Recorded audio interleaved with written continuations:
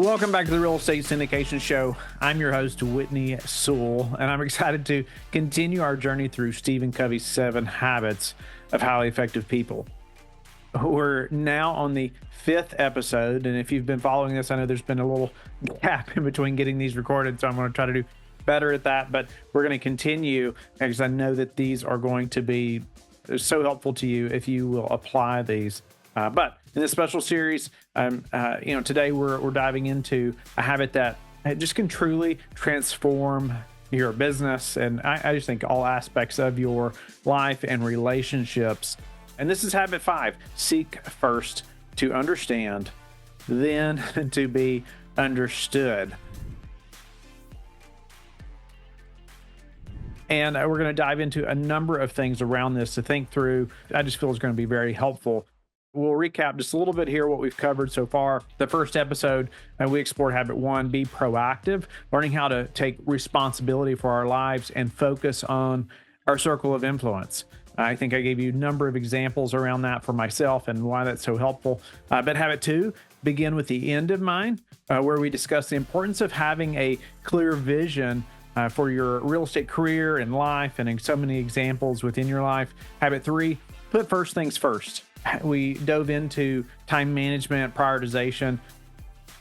So much to be said about that, and I probably said too much, but if you'll just implement a few of those things, you're going to be so much better off. And habit 4, think win-win. Learning how to approach negotiations and partnerships just with a mindset of a mutual benefit. These first 4 habits, they just laid a strong foundation for just personal effectiveness, I think, in your business, but also in your family, and just, like I said, all relationships. So now with habit 5, we're stepping into just that realm of interpersonal leadership, right? This habit is all about communication, but not just any communication. It's about truly effective, empathetic communication that can just revolutionize your relationships and your success in real estate. So in our industry, communication is everything, right? I feel like in almost all industries, in all relationships, it's pretty much, it comes down to communication. Every fight or anything that happens, right? It goes back often to poor communication. But whether you're negotiating that next deal, whether you're managing properties, you're working with investors, or building partnerships, your ability to truly understand others and then to make yourself understood can make or break your success, right? So think about it. How many deals have fallen through because of miscommunication? Right? It's countless. And how many partnerships have soured because people felt misunderstood? On the flip hand, how many successful investors do you know who have a reputation for being great listeners and communicators? We're going to explore what it really means to seek first to understand. And we'll look at why this approach is so powerful in real estate. And I'll give you practical strategies to implement this habit in your daily just business dealings, and hopefully even some at home as well. I hope it helps there even more so than in your business. But by the end of this episode, you'll have a new perspective on communication, just that could transform your relationships and negotiations, and ultimately your success, in real estate investing and in your home. So let's dive in. Let's start by clearly defining what Stephen Covey means by seek first to understand, then to be understood. So at its core, this habit is about effective communication, but it goes much deeper than that. Most of us, when we think about communication, we focus on expressing ourselves, right? On being understood. And we're often formulating our response while the other person is still talking, or we're so focused on making our point that we don't truly listen to what others are saying. I'm very guilty of this. And again, this is a learned habit. I've seen other entrepreneurs, other coaches, mentors of mine do this successfully, and it's a game changer. So, habit 5 flips this approach on its head, right? It challenges us to listen first And not just to listen, but to truly understand the other person's perspective, their emotions, and maybe their motivations, right? And understanding those before we try to make ourselves understood. So important. And it's hard to do. It is hard to do. And to be that focused before you're coming up with what you're going to say. But Covey describes this empathetic listening. That's what he calls it. It's about listening with the intent to understand, not with the intent to reply. It means putting yourself in the other person's shoes, seeing the world as they see it, and understanding just their paradigm, like where they're coming from. Only after we've genuinely sought to understand the other person should we then focus on making ourselves understood. And here's the key: when we do this, we're much more likely to be understood because we've created a context of mutual understanding and respect. Just in the world of real estate, this approach can be game changing. I mean, imagine truly understanding a seller's motivations before making that offer, or really grasping an investor's concerns before pitching a deal. It's all the difference, right? You need to know what their concerns are. When we seek to first understand, we open up possibilities for creative solutions and stronger relationships that can propel our business forward. And so the difference between listening and truly understanding. Now that we've defined habit 5, let's dig a little deeper into what it means to truly understand someone. This distinction is crucial in real estate. So where the stakes are often high and miscommunication can be so costly. So now, most of us think we're good listeners, right? When we think we are, well, I can listen. I know how to listen to somebody. Well, I nod my head, right? Or we make eye contact. We might even repeat back what we've heard. But are we really understanding? More often than not, we're engaging in what Covey calls autobiographical listening. And we're listening through our own lens, our own experiences, and probably worse, our own agenda.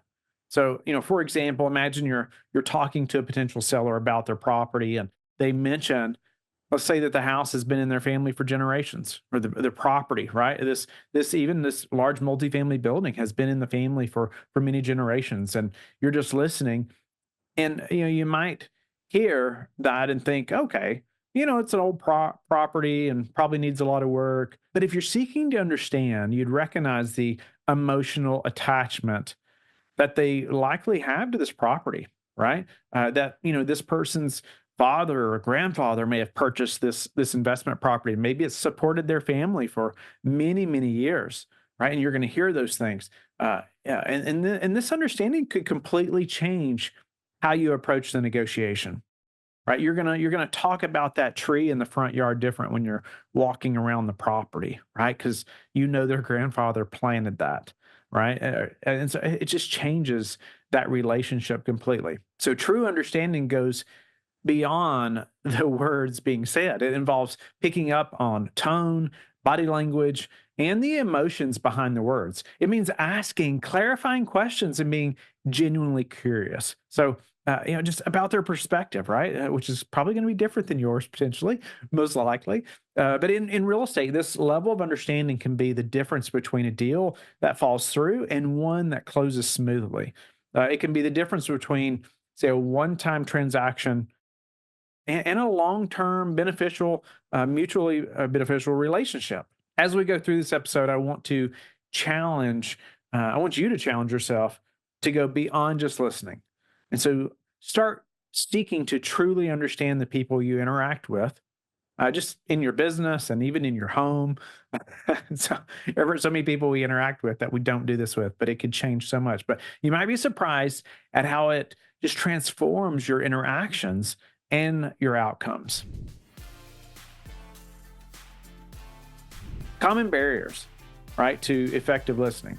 And now that we understand the difference, between listening and truly understanding, let's talk about some of the, say, common barriers that prevent us from effective listening. And so recognizing these barriers, it's the first step to overcoming them. First up is what we call the solution reflex. So as real estate professionals, we're problem solvers by nature, right? Or we've learned to be problem solvers. We dive into problems, and as entrepreneurs, that's what we want to do. When someone starts talking about an issue, our instinct is to jump in with a solution. And that's, as a husband, that's what I try to do too often, right? Without applying this habit, But while this comes from a good place, right, it often means we're not fully hearing the person out. And we might miss crucial information or just fail to understand the full scope of their concern. Another major barrier just is distraction. And in our fast paced, technology driven world, unfortunately, cell phone driven world, it's all too easy to be physically present but mentally elsewhere. So I'm so guilty of this. And unfortunately, even at the dinner table, right? I've got to leave that phone somewhere else. I don't even want to, it can't vibrate in my pocket, or it distracts me, and then it distracts kids as well. But maybe you're thinking, about your next appointment, right? Or that email that you need to send, or you're like, just like I said, the phone in your pocket that, man, there's something that it buzzed, and you're thinking, oh, is that a text message? Is that an email? What may that be? True understanding requires our full attention. And, preconceived notions can also get in the way. If we think or we already know what someone is going to say, or we have assumptions about their motivations, we might not really listen to what they're actually saying, right? This can be particularly dangerous in real estate, where every deal and every client is unique. Emotional triggers are another barrier. If something the other person says hits a nerve or brings up a strong emotion in us, it can derail our ability to listen effectively. And maybe a client's complaint reminds you of a past failure, or a partner's suggestion seems to, say, question your expertise. These emotional responses can cloud our understanding. And so, lastly, there's a barrier of impatience. And so, real estate often moves quickly, sometimes slowly, but often quickly. And we might feel just pressured to get to the point or make a decision. Rushing through conversations can lead to misunderstandings, right? And missed opportunities, that's for sure. So recognizing these barriers in ourselves is the first step in just becoming better listeners and truly understanding others in all of these scenarios in business and at home. So the power of let's dive into the just empathetic listening, right? And now that we've identified some common barriers, we're going to explore the solution. And so Covey proposes this empathetic listening. So this is the heart of Habit 5. And it's a powerful tool just to have in your real estate toolkit. So, this empathetic listening goes beyond active listening. It's not just about hearing the words, but about understanding the emotion and meaning behind them. It's about listening with your ears, your eyes, and your heart. So this type of empathetic listening, it also builds trust, and that's what every business needs, right? Especially in real estate. When people just feel truly heard and understood, they're much more likely to be open and to be honest about their needs and concerns. This can lead to smoother negotiations, stronger partnerships, and more satisfied clients. Empathetic listening just can give you a major competitive edge. And by truly understanding the needs and motivations of sellers, buyers, investors, or partners, you can craft solutions that generally will meet others' needs, right? And just be so much more genuine about it. This sets you apart in a market where many are just simply pushing their own agenda. You're going to be different because of this. It's going to be very noticeable. And so remember the goal, though, of empathetic listening. And it isn't to agree with the other person or to give up your own perspective. It's to fully and deeply understand them. Once you've done that and you fully understand them, you're in a much better position to and just make yourself understood and to find mutually beneficial solutions. So in our industry, effective communication, it isn't just a nice to have skill. It's absolutely essential. So whether you're negotiating deals, managing properties, working with investors, or building partnerships, your ability to truly understand just others, it can just make or break your success. So remember, the goal here isn't to say just listen better, it's to fundamentally shift your approach to just communicating in all aspects of your real estate business and your career, your family. But by truly seeking to understand others before making yourself understood, you'll be able to create just win win solutions. And you're going to build stronger relationships and ultimately achieve greater success as well. This habit five, it can transform your negotiations. In this business negotiations, it's an everyday occurrence, right? On many different fronts. Mastering it can just significantly impact your success. Again, it's not to take advantage, but it's to create win-win situations.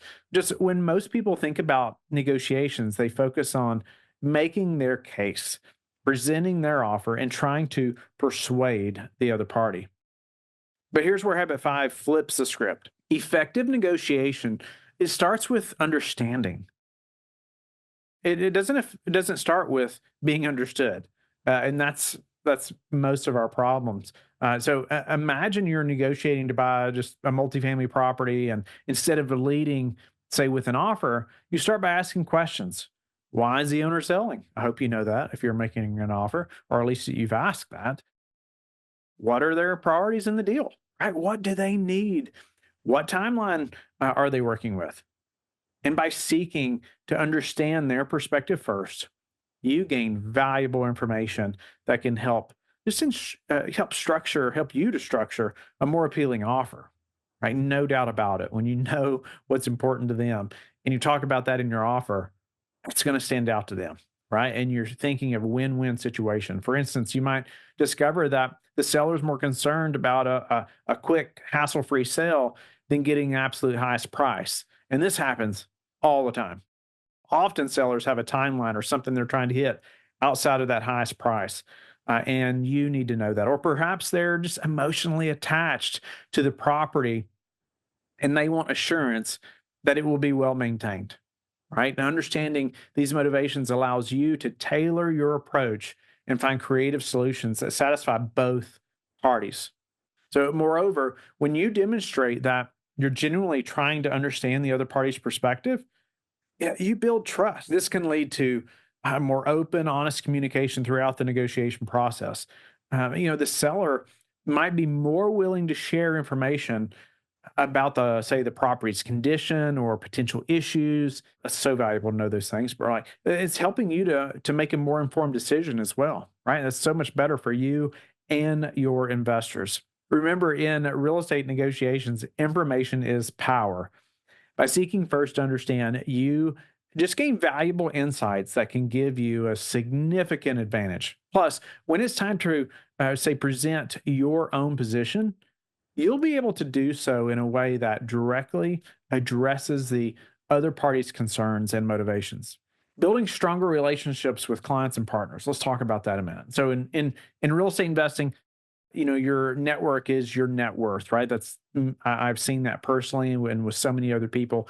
The relationships you build with clients, partners, and other professionals in the industry, it can make or break your success. And it can definitely speed it up or slow it down. But this is where habit five really shines. When you seek to first understand, you're not just gathering information, you're building trust and rapport. Let's say you're working with a new client who's looking to invest in real estate for the first time. Instead of launching into a sales pitch about why they should invest with you, take the time to understand their goals, their fears, and expectations. Ask questions like, what attracted you to real estate investing? What are your long-term financial goals? What level of involvement do you want to have in managing your investments?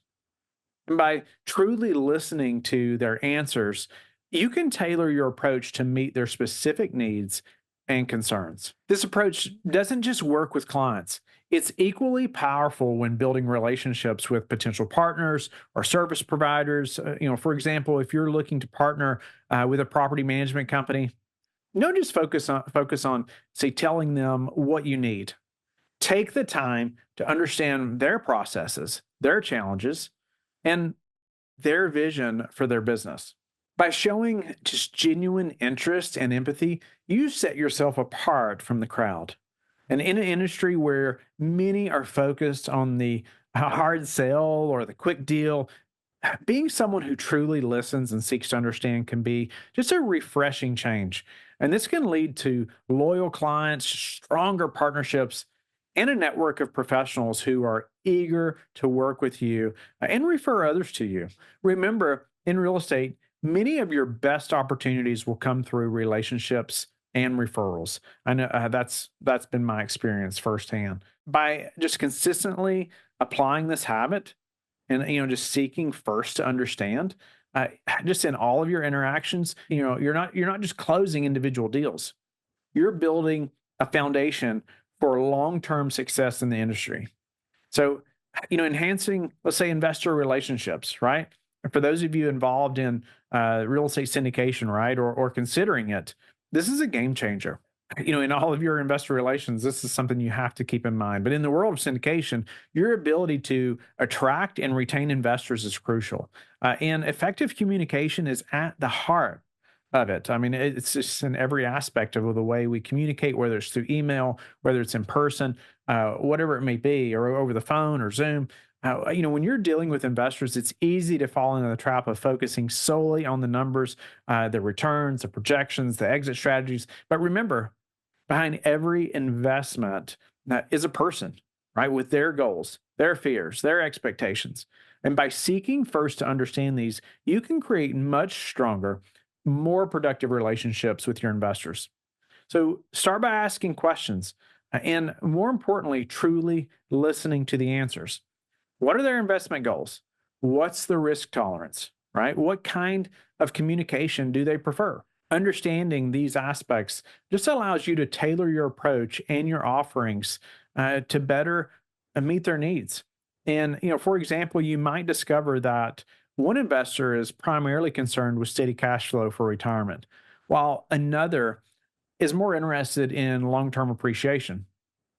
So by understanding these different priorities, you can just better match investors to suitable projects and explain the benefits in terms that resonate with them. Something else I love to do with investors that I feel like has helped me in a big way here is I like to talk about things that are not just deal focused as well. One question I want to give you here that I ask often is, what do you like to do for fun?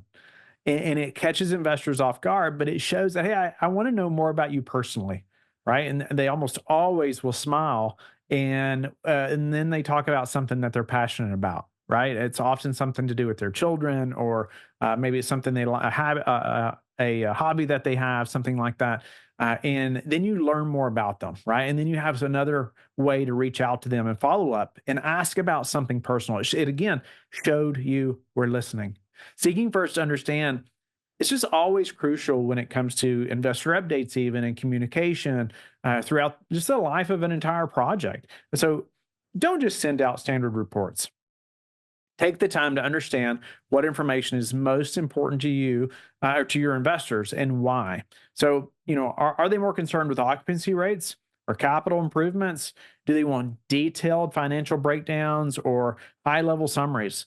Even recently, we've sent out a questionnaire to investors. Like, we're asking them, what do you think about our updates? What else would you like to see? And we've received some very critical feedback from some investors. Hey, this is not helpful in this area, or I would like to see more of this. And we are trying to incorporate those things. It's a growing process, right? That's going to probably constantly change forever. As we learn more, as our investors learn more, or figure out, what they like to see. So even when facing challenges or setbacks in a project, just approaching the situation with the mindset of understanding can make a huge difference, right? Instead of being defensive or evasive, seek to understand your investors' concerns. This not only helps you address the immediate issue more effectively, but also builds trust and credibility for the long term. And that's what we're doing, even by trying to get that feedback from investors. I want them to know that we are trying to improve constantly. We're not trying to act like we have all of this figured out, and we're trying to do what serves them best, right? And so just remember in your syndication business or your investors are your partners. And by consistently seeking to understand their perspective, you're not just managing a transaction, you're building a relationship. And this can lead to repeat investments, right? Referrals, and just a strong reputation just in the, say, the syndication community or real estate, commercial real estate community.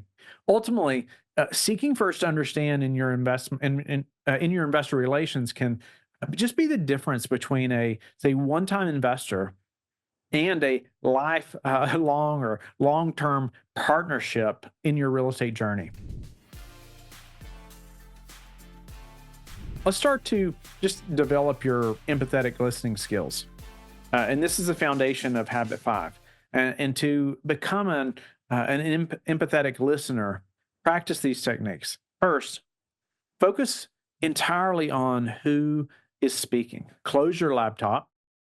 If you're in the office, or even a coworker or an investor or somebody comes into the office, just turn away from the computer and face them. Right?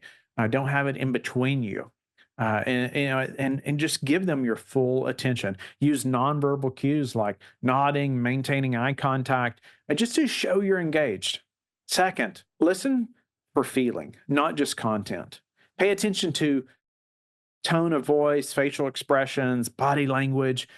These often convey more than words alone. And third, practice reflective listening. Periodically summarize what you've heard to just ensure you've understood correctly.